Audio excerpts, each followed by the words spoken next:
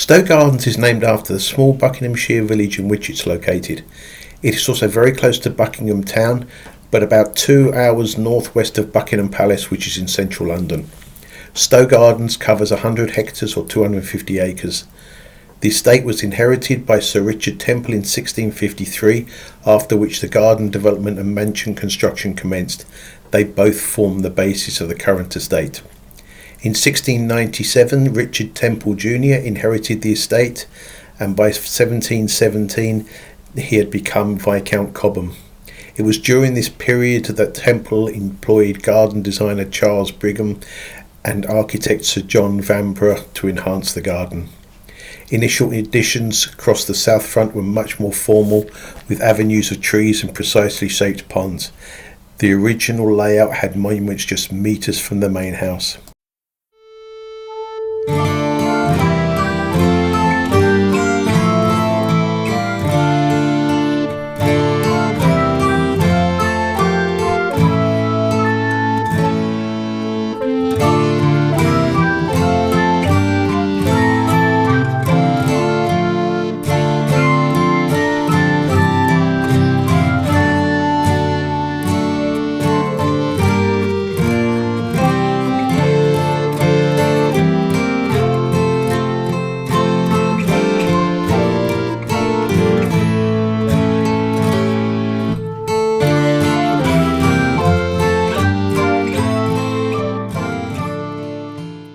During the 1830s to 1860s, the estate fell into decline despite much of it being less than 100 years old. The second Duke of Buckingham and Chandos had extravagant tastes and was very poor with money. After inheriting the estate, he undertook repairs and bought expensive new furniture for the house and areas of the garden in an effort to impress the royal family when Queen Victoria made an official royal visit in 1845. Eventually, bailiffs seized the estate and a large auction took place, with much being sold quickly and cheaply through Christie's, raising only £75,000, about 7 million in today's money. The second Duke died in 1861, and just 4 years later his son was able to save the estate and move back into the house.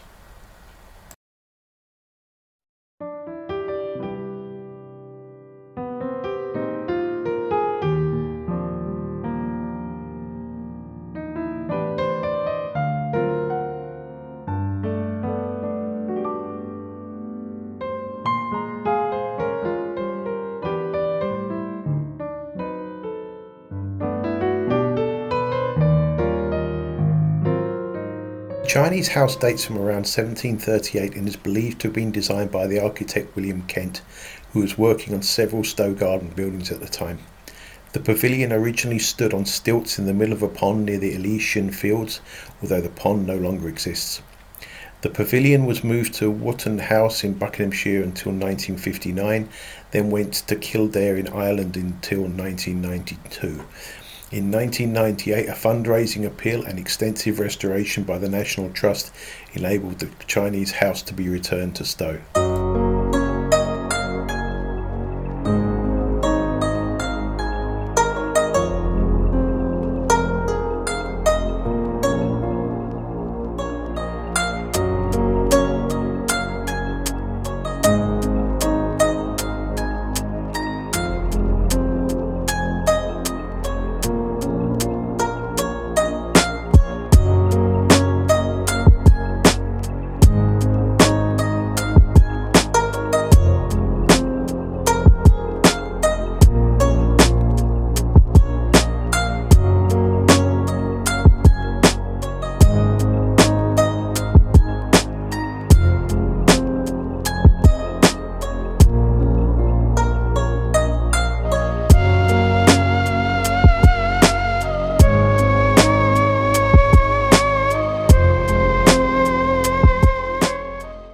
Cobham liked to work with the most fashionable forward thinkers of the time and intended to be seen as a trendsetter by all who visited his estate.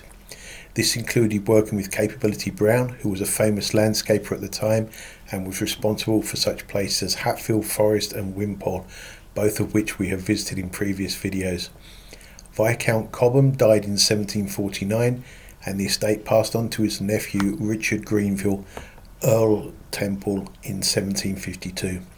During the years of his ownership, he naturalised Stowe, softening the edges of woodlands and reshaping lakes to look natural.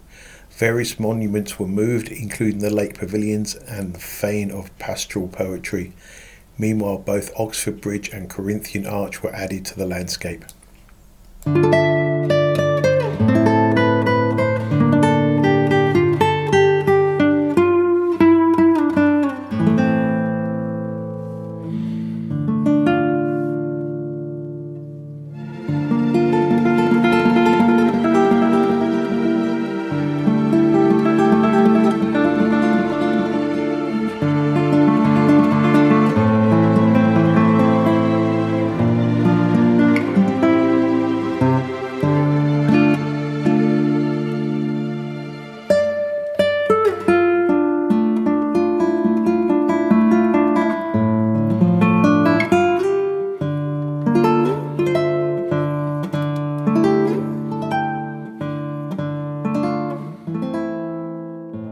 James Gibbs in 1737 based the Palladium Bridge design on a similar one he built at Wilton House in Wiltshire a year earlier. Gibbs altered the design by making it wider and lower to allow carriages to cross on tours of the garden. The bridge is part of the Path of Liberty, the longest walk through the gardens, which also takes in most of the additions by Gibbs.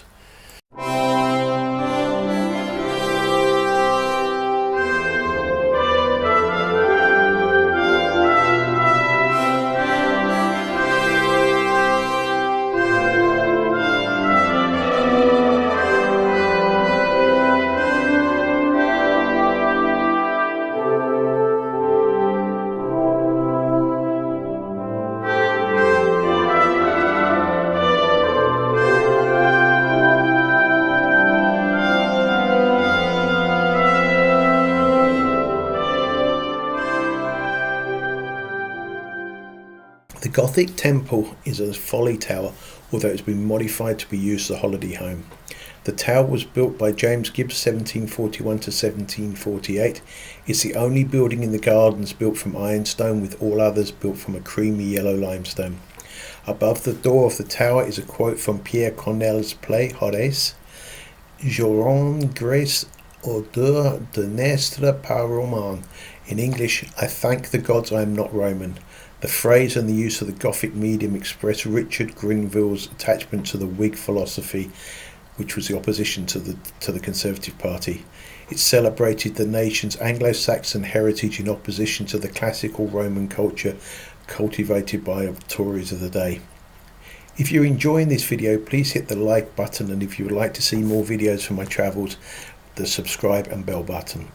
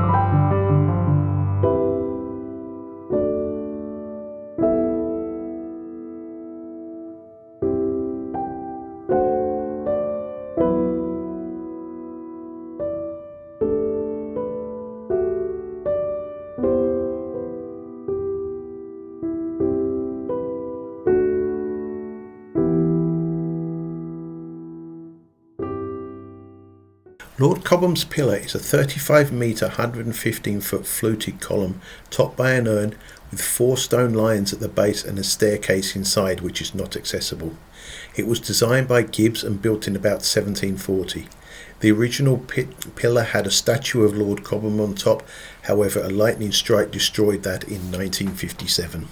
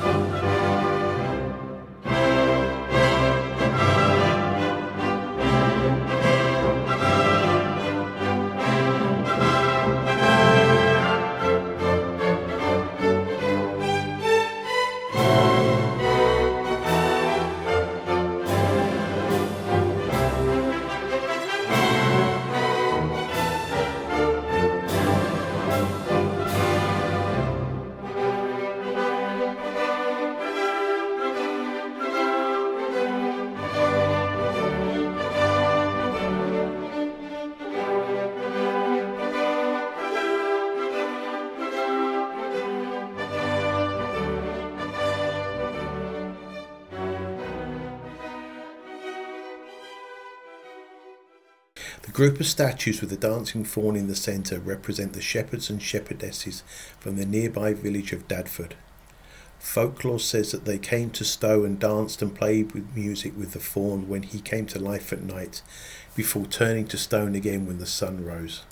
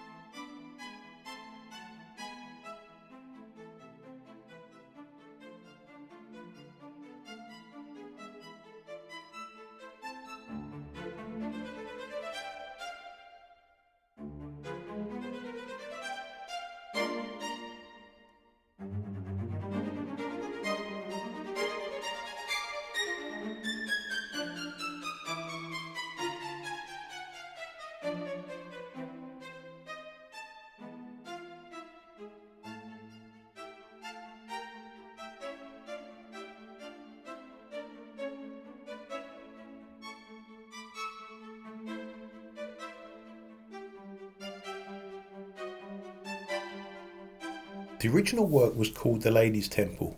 Lord Cobham entertained his political friends at the Temple of Friendship from 1739, and it is believed that Lady Cobham requested a building to entertain her friends.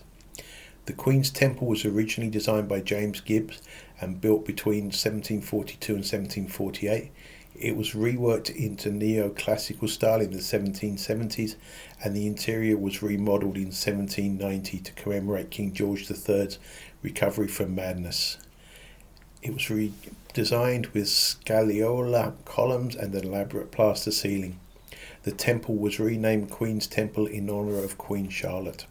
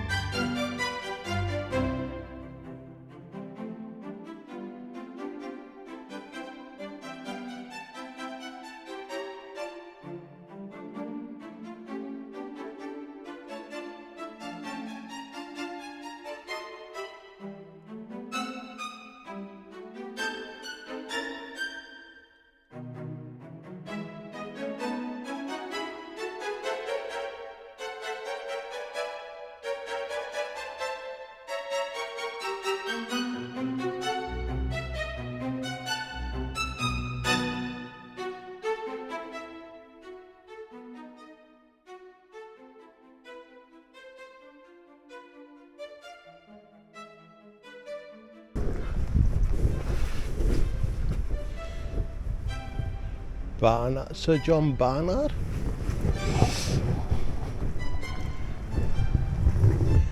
John Hampden. Oh, yeah.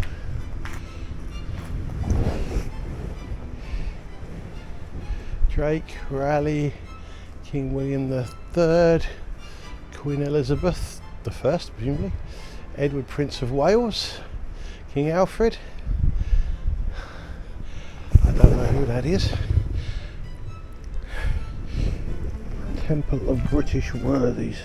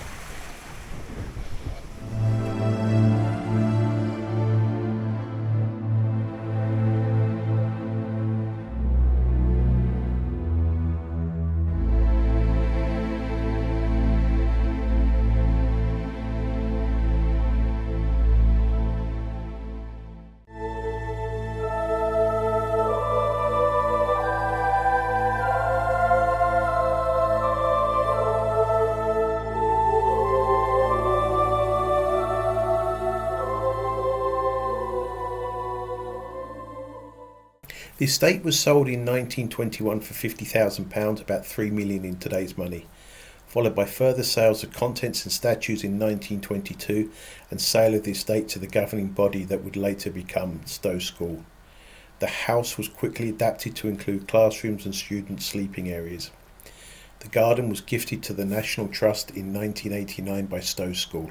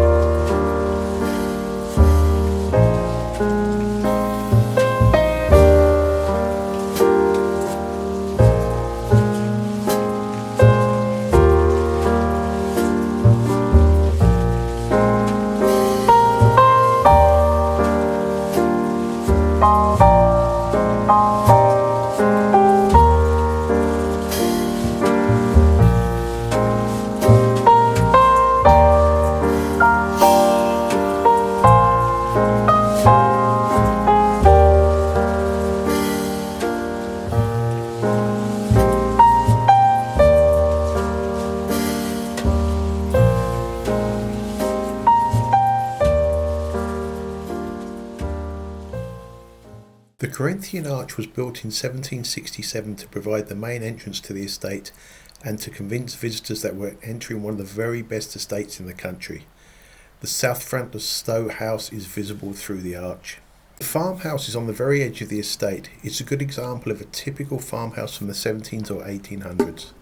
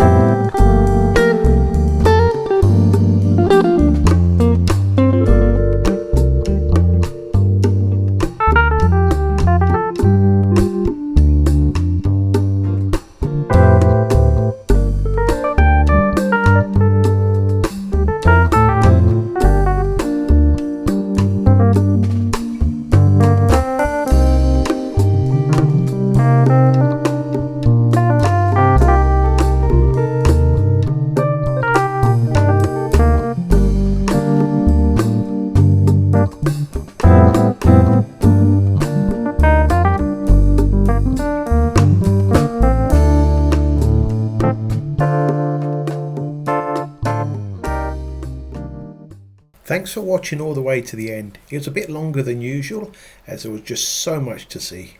Next week will be another National Trust location.